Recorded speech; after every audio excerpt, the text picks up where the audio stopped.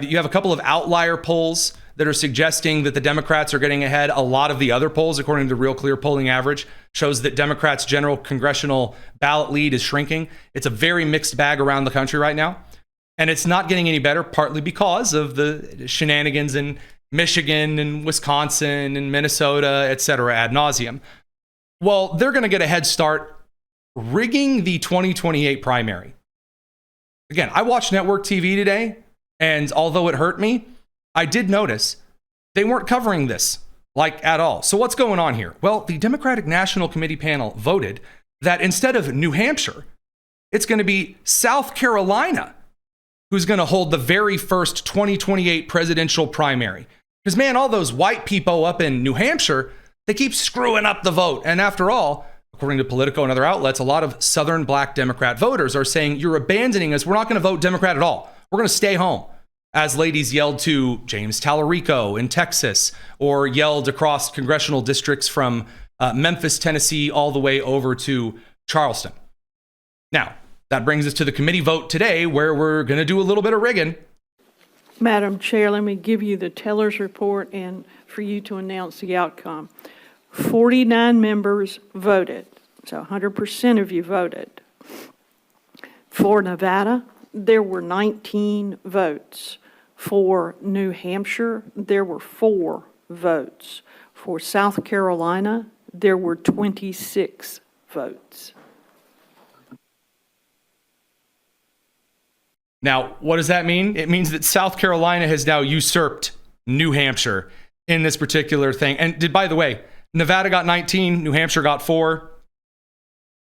Chris Pappas, Congressman, Chris Pappas from up in New Hampshire. Yeah, he's a representative for New Hampshire's 1st congressional. He did what all people do when they're really, really angry. He took to social media and he wrote himself a long post. He said, today the DNC gave more power to super PACs and mega donors and took out the power of the hands of the voters. Let me be clear. New Hampshire is the first in the nation state, and we will go first, no matter what party insiders say.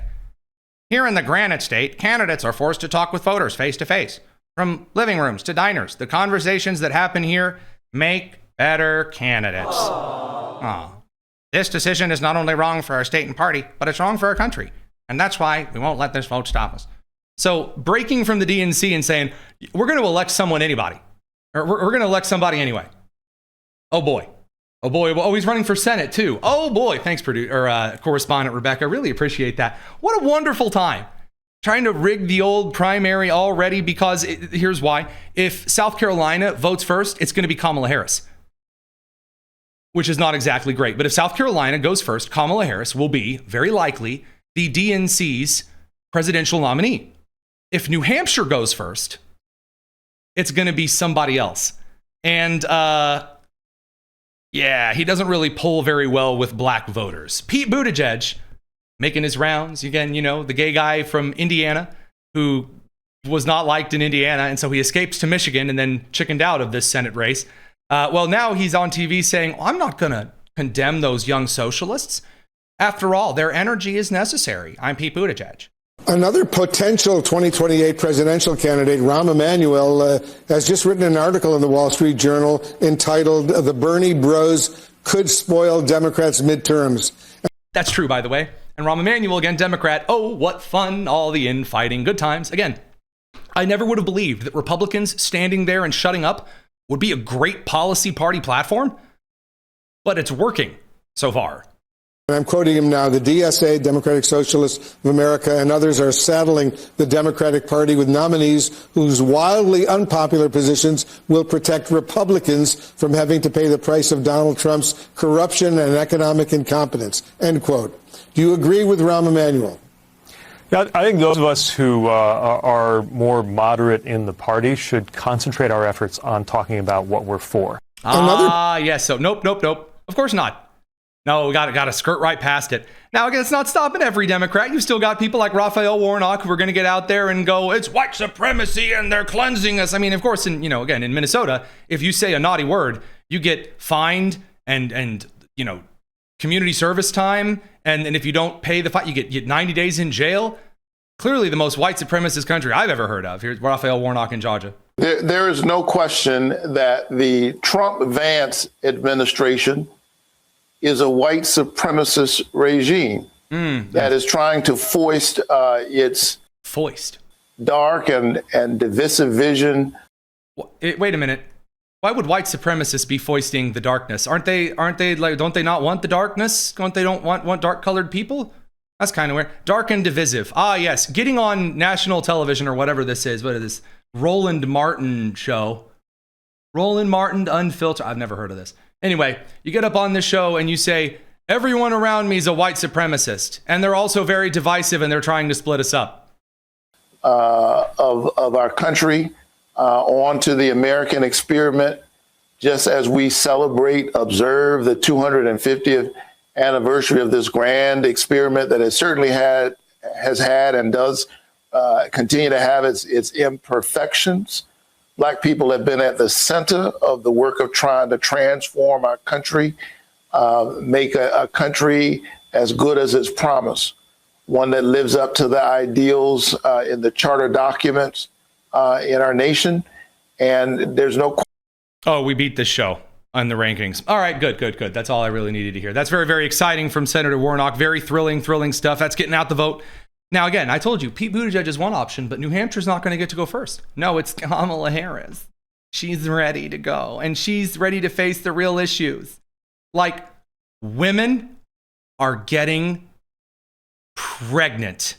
To put it in law, there may be litigation, but we will be in a much better position than to not do that.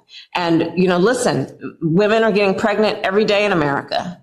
And this is a real issue, and we need to act with a sense of haste. We gotta stop. The women are getting pregnant. Oh no. The horror, the scandal. Women are getting pregnant. They're having more sex than I am. Kamala Harris. Oh. About what is at play, what is at stake, and codifying Roe will be an important. Man, women got to start killing children quickly. We got to codify. We got to make sure that these women are getting pregnant. They're having babies. We can't have that. Moment in terms of putting back in place protections. Now, by the way, I was told, and you were told, that after the whole Roe v. Wade thing, that was the end. Republicans were never going to win again because, oh no, Republicans did what they said they were going to do for years. And then that didn't happen at all. So Kamala Harris running with this one. Oh yeah, we're going to revivify the suburban woman vote. That'll save us. Okay, Sailor. That's real great, real special. Now there's more to talk about. I guess I could get into, again, the Civil War is getting spicy. Governor Gretchen Whitmer, Big Gretch up in Michigan, has now endorsed Haley Stevens, Chris Farley's spiritual successor, for the U.S. Senate race over Abdul El Sayed, which is wonderful. As governor, I've had one strategy: get things done. And that strategy informs everything that I do.